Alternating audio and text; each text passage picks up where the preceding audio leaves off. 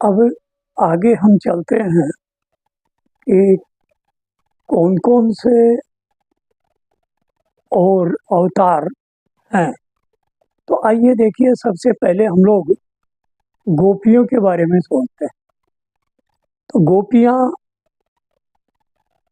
जो भी वृंदावन में आई, ये सब कहाँ कैसे आई? क्योंकि जिसका मोक्ष होता है वो नहीं आता। बाकी गोलोक में है, विष्णु लोक में है, कोई यमलोक में है, कोई वरुण लोक में है, कोई शिवलोक में है, कोई गणपति लोक में है। तो उन लोकों में जितने व्यक्ति पुण्यात्मा हैं, वे सब के सब अवसर आने पर भगवान के साथ इस पृथ्वी पर आते हैं और धार्मिक कार्य करके फिर अपना चले जाते हैं। तो अब गोपियाँ पहले तो हैं, ये वैकुंठ में रमा की जितनी भी सहेलियां थी, सखियां थी, वे श्वेत द्वीप की सखियां, भगवान अजित की सेविकाएं, लक्ष्मी की सखियां, दिव्य एवं अदिव्य गुणयुक्ता देवियां, सत्व रज तमोगुण युक्त देवियां और यज्ञ भगवान पर जो मोहित हुई देवांगनाएं, वे सब गोपियों के स्वरूप में आई। और दूसरी जो आए, वे मत्स्य अवतार पर मुग्ध रमणिया, राजा पृथु पर मोहित रमणिया, जो महर्षि अत्रि के वरदान से गोपियां बन करके और भगवान के सानिध्य में आई। इसी प्रकार भगवान वामन पर मुग्ध जो देवियां थी, ये सुतल देश में रहा करती थी, वहां से गोपियों का रूप धारण करके और आई। तीसरी जो गोपियां हैं, वे शेषावतार भगवान पर मोहित नागराज कन्याएं, जो बलदेव जी के साथ में गोपियां बन करके और आई। अब वृंदावन में लता वृक्ष इत्यादि थे, ये सब के सब औषधियों के अवतार थे। जितनी औषधियां थी, ये सब लता वृक्ष पुष्प औषधियों के रूप में वृंदावन में भगवान कृष्ण के सानिध्य में आई। अब वसुदेव जी थे, ये महर्षि कश्यप के अवतार थे।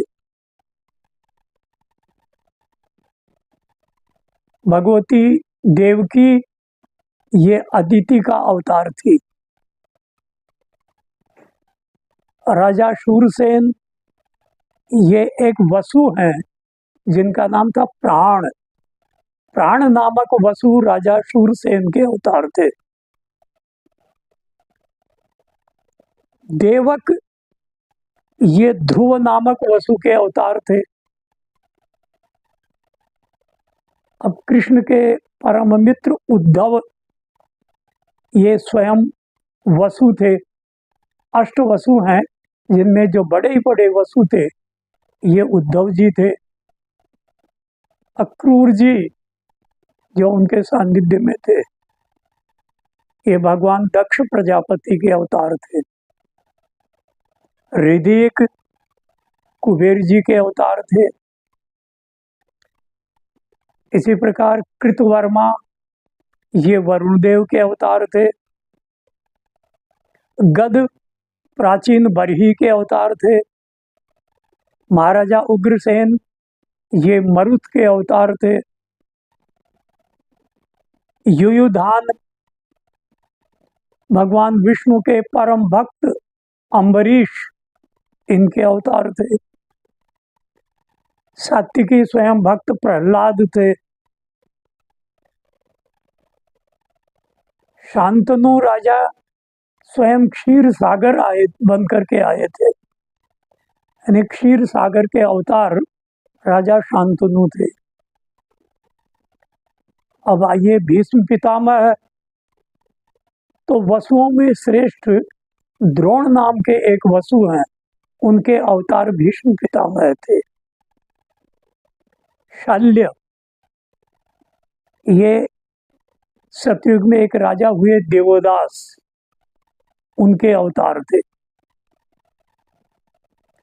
धृतराष्ट्र, ये भगवान सूर्य का एक स्वरूप है भग, उन भग के अवतार महाराजा धृतराष्ट्र थे। उनसे छोटे पांडु, ये पूषा देवता के अवतार थे। बाल्लीक, ये ब्रह्मा जी का एक स्वरूप है धाता, ये धाता के अवतार थे। आचार्य द्रोण, जिनको द्रोणाचार्य कहते हैं, ये साक्षात अग्निदेव के अवतार थे।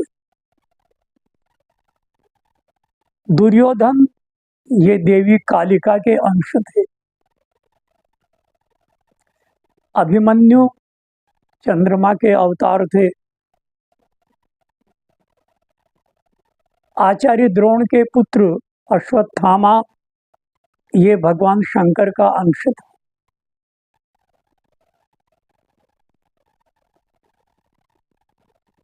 और समस्त देवता जितने थे, ये सपत्नीक यदुवंशी बन गए। इसी प्रकार कुरुवंशी, ये भी समस्त देवता सपत्नीक आए थे। और जो बहुत से 33 कोट देवी देवताओं में रह गए, ये सब सपत्नीक अन्य राजकुलों में उत्पन्न हो करके और महाभारत में सब के सब सम्मिलित हो गए।